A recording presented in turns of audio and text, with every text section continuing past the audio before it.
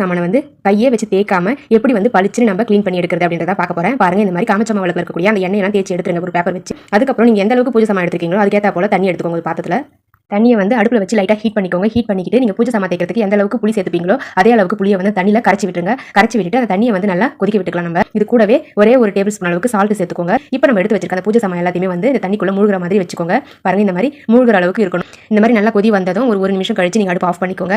Of பண்ணிட்டு இதை அப்படியே வந்து விட்டுருங்க, நல்லா ஆறட்டும். பாருங்க ஃப்ரெண்ட்ஸ், நல்லா ஆறிடுச்சு தண்ணி. இப்போ நம்ம எடுத்து பார்க்கலாம். பாருங்க ஃப்ரெண்ட்ஸ், நம்ம வந்து எதுவுமே செய்யலை, சும்மா வந்து இந்த புளி தண்ணியில் கொதிக்க வச்சோம், அவ்வளோதான். அதுக்கே வந்து பார்த்தீங்கன்னா நல்லா தேய்ச்சி எடுத்த மாதிரி பளிச்சுன்னு ஆயிடுச்சு நம்ம பூஜை சாமான். உங்களுக்கு கேமரால கொஞ்சம் டல்லா தெரியுற மாதிரி இருக்கும். நீங்க நேர்ல ட்ரை பண்ணி பாருங்க. ட்ரை பண்ணி பார்த்துட்டு கமெண்ட் செக்ஷன்ல கமெண்ட் பண்ணுங்க ஃப்ரெண்ட்ஸ். பாருங்க, நான் வந்து நார்மல் வாட்டர்ல தான் வந்து சும்மா அலசி எடுக்க போறேன். இப்போ இதை நான் வந்து தேய்க்க போறதே இல்லை, அவ்வளவுதாங்க ஃப்ரெண்ட்ஸ். நம்ம தேய்ச்சி எடுத்தா எப்படி இருக்குமோ அதே மாதிரி நம்மளுக்கு கிடைச்சிருச்சு பூஜை சாமான். அதை விடவும் பளிச்சுனே இருக்குது. நல்லா உங்களுக்கு ரிசல்ட் எப்படி இருந்தது அப்படின்றத கமெண்ட் செக்ஷன்ல மறக்காம கமெண்ட் பண்ணுங்க ஃப்ரெண்ட்ஸ். இனிமே வந்து பூஜை சாமான கை வலிக்க தேய்க்க வேண்டிய அவசியமே இல்லைங்க ஃப்ரெண்ட்ஸ். இந்த மாதிரி நீங்க இந்த டிப்ஸ் பயன்படுத்தி ஈஸியா பூஜை சாமான க்ளீன் பண்ணி